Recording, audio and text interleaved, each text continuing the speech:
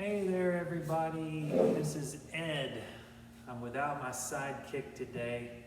Chef Chris is out in Oregon drinking fancy wines with his wife and family. I've been getting great reports.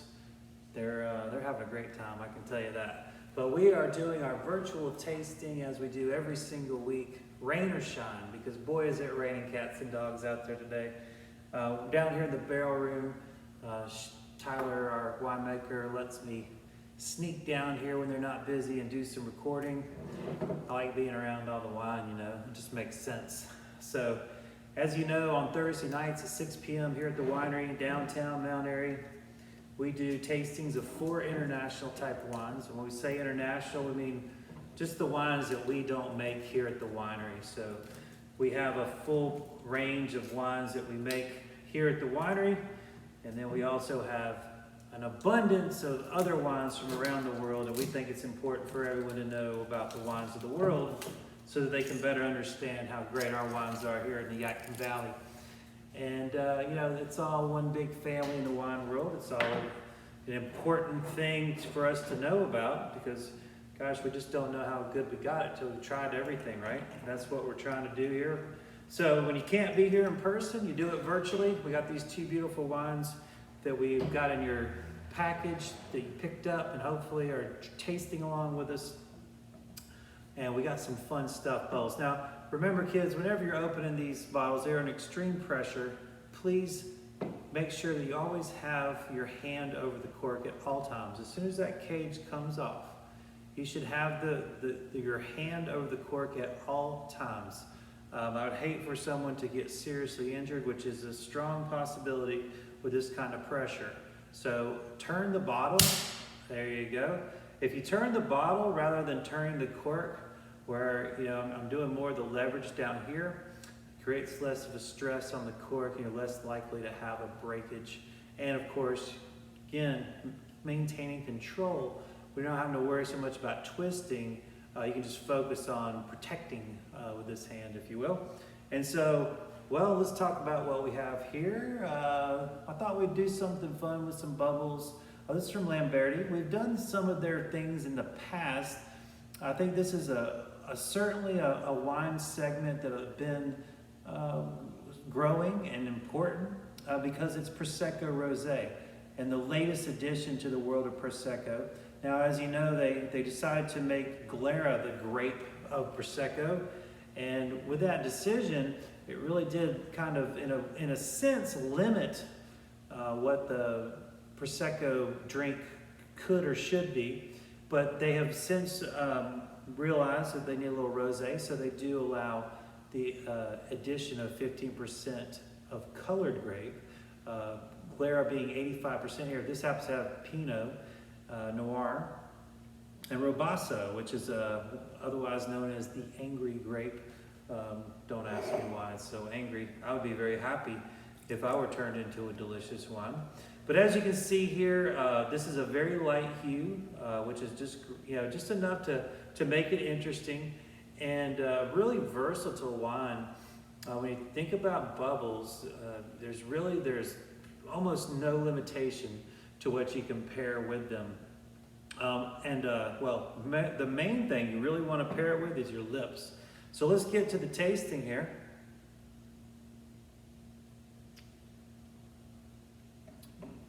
Wow, beautiful aroma right off the bat, just want to say. And Proseccos can be like monolithic or maybe kind of streamlined, not that complex in a lot of ways. And I find that there are a lot, if you seek them out, that are far more complex and more food friendly, like the case of this particular one.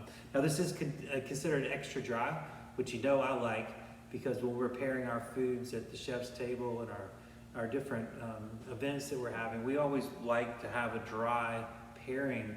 There's very few examples of where we want sweetness in our wine food pairings. Now, don't be hating on me because I said that, but it's the norm is dry for pairings. So with that being said, this is a very dry wine, but it's very fruity. It's just got beautiful plush fruit right out of the gates. And the minerality really shows here. Of course, the Veneto. There's Tyler right now. Tyler, what you doing? You want to grab a glass? Sure. Not to put you on the spot or anything. Since you're walking through, you're not doing anything important, are you? Not so important. Yeah, there you go. This is Tyler, our winemaker, as many of you know. How's it going? And now you can tell me what you get out of this. Beautiful moose here, very active for sure. Yeah, I'm missing my sidekick. So you can give me a moment of your time, give me your opinion, because Chris always tells me what he thinks about it, you know?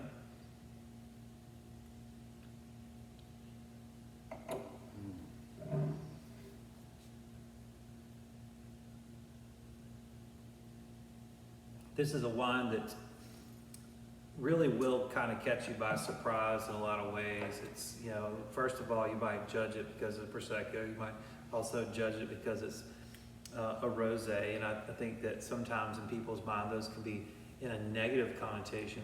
But here, I think this is a serious wine. It's very nice. Actually, it kind of reminds me of like a bourbon salmon. Mm-hmm.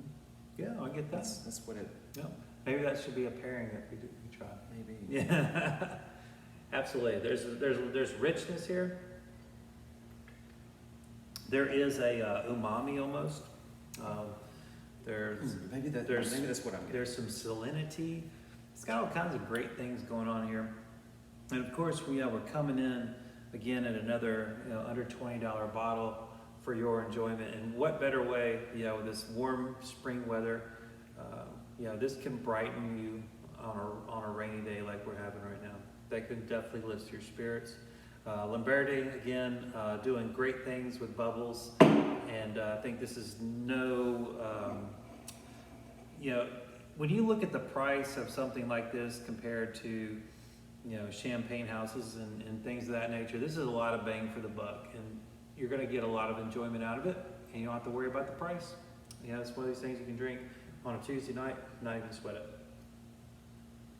I was talking to my good friend Jay Roberts earlier today when he was delivering eggs, and he was telling me about his $225 Burgundy that he had, which was no doubt delicious.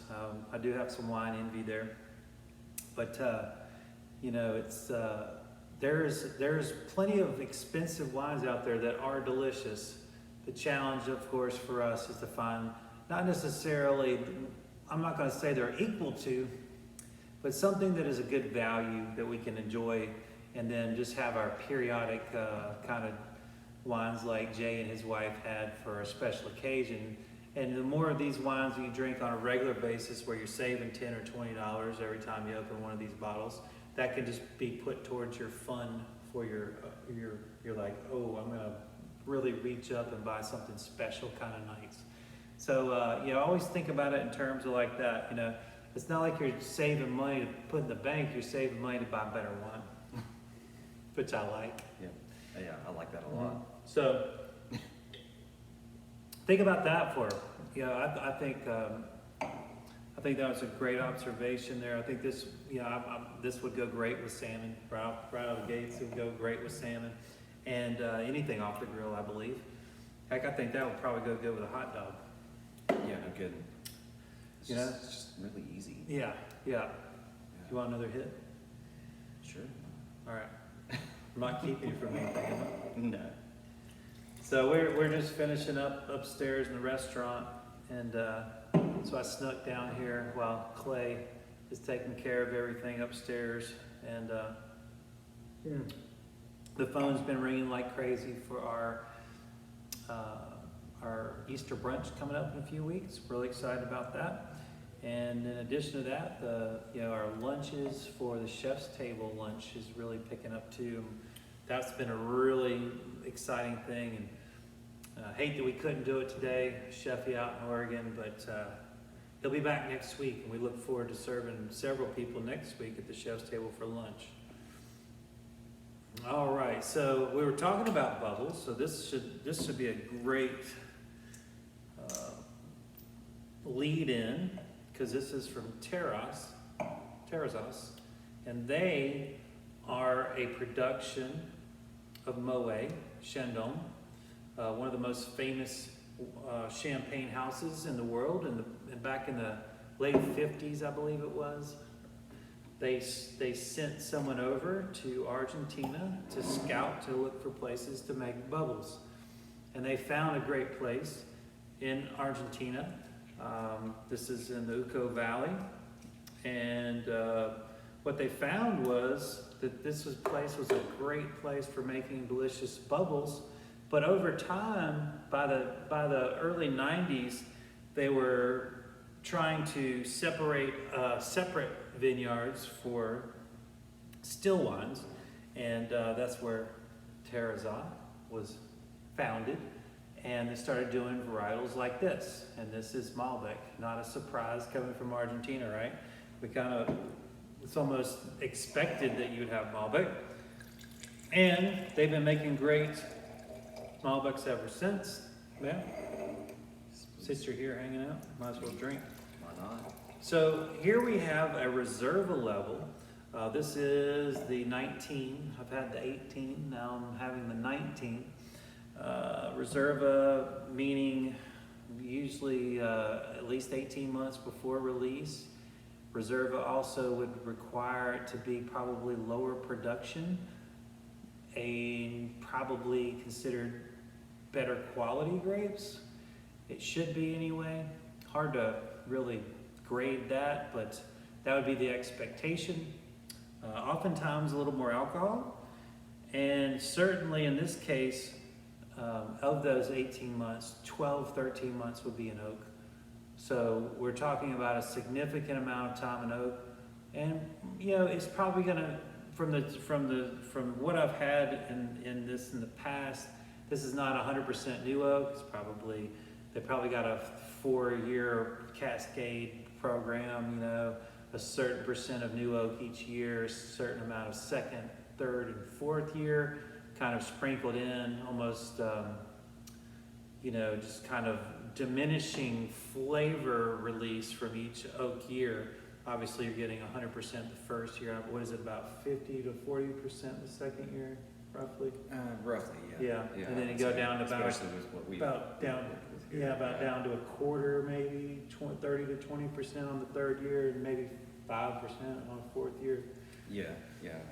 Some people say that's just a ballpark. Yeah, some people say 4 years are neutral, but I feel like just depending on how long something was stored in it, right? Right. That would have a factor in it too.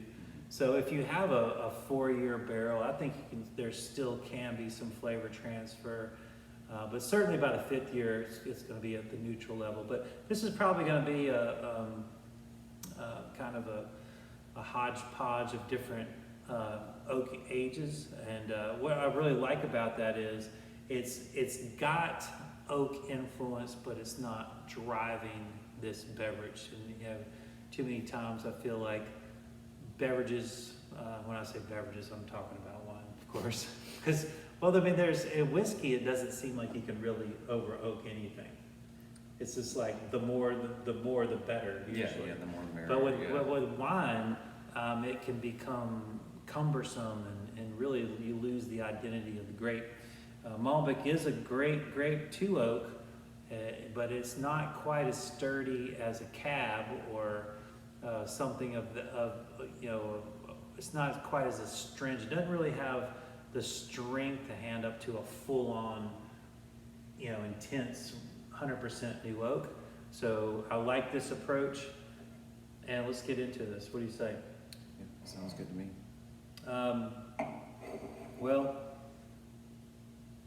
Right off the bat, you're going to get a little bit of red fruit, a little bit of dark fruit, and a little bit of vanilla. That's straight out of the gates, but it's pretty shut down. This is not a big nose. I wouldn't expect it to be either. I don't ever find that Malbecs are really huge aromatic wines. There's exceptions to everything though.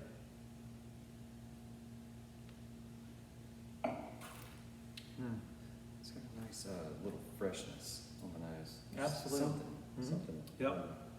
And The nose descriptions are really reinforced by the palate, red fruit, dark fruit, kind of almost plummy in a lot of ways, vanilla all over it.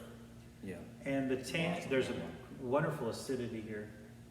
Which I love. Yeah, and that's saying a lot. Right. Well, coming off of this, which I thought could be, certainly could have had more acidity, but it's just a really easy drinker. It's a dangerous drinker here.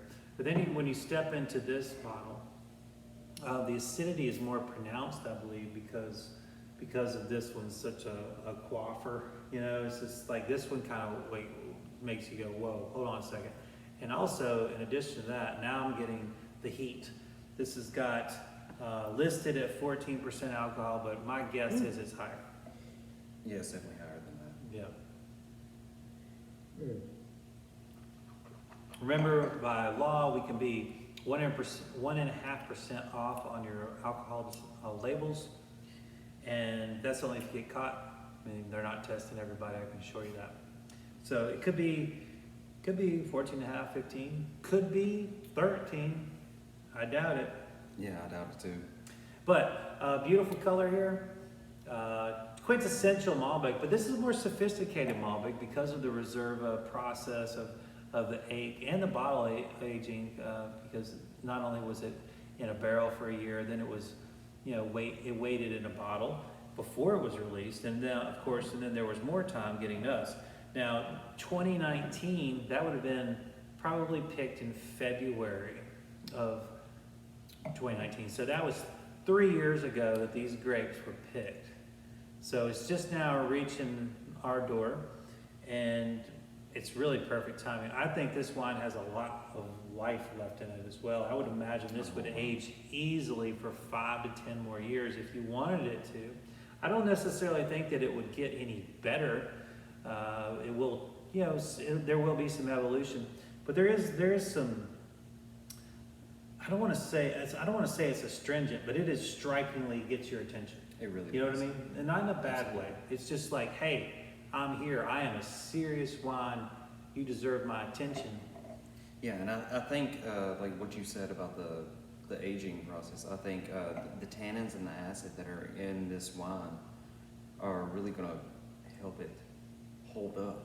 Yeah. For a very, very long time. Yeah, absolutely. It is really a pleasure to drink this wine. This is a wine that, this is the kind of wine where I will open this bottle and I'll hang out with this bottle for a while. Meaning I'll probably have, a half glass or so and kind of walk away from it and come back to it. And then maybe have some cheese or something with it. And then, with another glass, and then maybe disappear on it again. And then maybe have a glass with dinner. It really is like, it's one of those wines that you just want to kind of get acquainted with. And again, we're looking at another sub $20 bottle that really brings the thunder. Any wine that makes me want to think about it, I think is worthy of calling a good wine or a great wine. And it's not always, price tags are there for different reasons.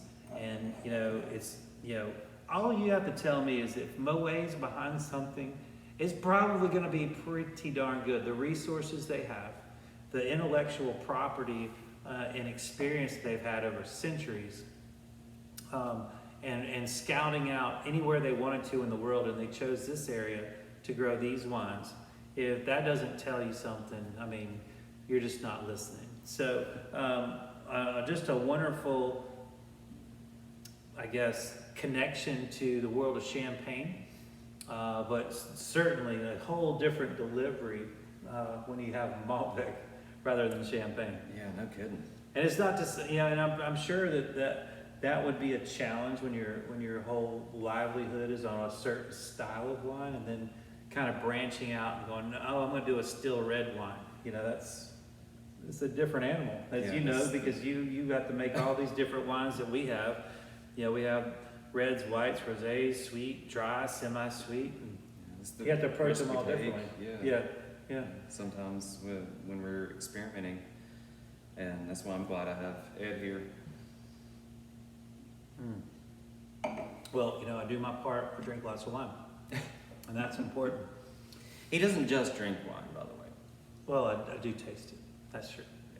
Well, whenever you guys think about Malbec, I know you're thinking about Argentina, but you're not always thinking about who's behind it, and that's really why I wanted to kind of showcase this particular winery. It goes beyond even their inception, because it goes back well before this winery started back in the well, it officially started in the 90s, but they were making Chandon bubbles in Argentina, or doing those styles of wines in Argentina for 30 years before they started this particular winery. So there's just such a big base. The shoulders that this winery sits on has a lot of tradition and knowledge. And you wouldn't know that walking down your grocery store aisle. You wouldn't know unless someone tells you, and that's why we do these things. So you get you can walk right by this label. It's not something that says, it doesn't have a kitten riding a bicycle that's really cute that you want to buy. I mean, we had that really cool white squirrel Sauvignon Blanc last week, I think it was, or the week before, and everybody really dug that label, and I would buy it for the label, no doubt about it. But the good thing about that was there happened to be a great wine in that. Oftentimes, that's not the case. The cute label exactly doesn't deliver the wine that we're necessarily thinking it's going to be. So, not buying wines on looks of label, basing them on someone that you trust and know, telling you about them, and you yourself tasting them. And I do appreciate all the people that have reached out to me the last couple of weeks, saying, hey, will you feature this grape, or can you check on this style of wine, and hey, can you get me a case of this and a case of that? So anything that you need wine-wise, I'm happy to do it. Or if there's a wine that you want me to feature here, I'm happy to do it as well. And any of you big wineries out there, if you want to donate a couple of bottles for me to taste here, I'd be happy to do that. That wouldn't hurt my feelings at all. Mine either. Yeah, we do love the connections that we get through wine, and I think it's important that we share those connections. So when you are getting these wines, make sure you share them with someone. Share your experiences and knowledge. Share the love. And well, next time you see me, I will be with Chef Chris once again, assuming that he makes it back. He might just stay there forever. I mean, I would if I was in Oregon. I mean, he has literally been every 2 hours at a different winery, and I really don't know that it's going to be hard to pry him out of that. He's going to be spoiled rotten. He sent me a text today and sent a long video of all these bottles lined up on their kitchen counter, and he said he spent about $1,000 already in wine. So I guess he'll have to come back to earn more money to buy more wine. I guess so. I guess that's really what we're working for, right? More wine. More wine. All right. Well, I do appreciate. Thanks for stopping in. Thanks for letting me taste. Yeah, man. Anytime. I really appreciate it. We'll taste some more wines, and hopefully Tyler will be here occasionally as well when he's not too busy. I know we've got a big run on Riesling coming up. Are you bottling next week or? Should be next week or week after. Yeah. Pretty exciting stuff. All the supplies get in. Yeah. So. Class quirks, et cetera, et cetera. It's always a challenge, but the show must go on, right? The demand is there. We've had so many pre-sales for our Riesling. I think probably most of us already sold before you even get in the bottle, right? Sounds about right. Yeah. So it's a blessing and a curse, I guess, at the same time. But that's great for Old North State Winery. We appreciate all the support for our wines as well. And of course, you can come taste our wines any day that we're open. We're happy to do a tasting for you. And if you really want that advanced experience, come taste with us at the Winemakers Tasting. We do them on Saturdays by reservation only, and that's a lot of fun. 9 wines and a lot of food from Chef Chris, and about 2 hours. Roughly 2 hours. Of talking shop with Tyler and I.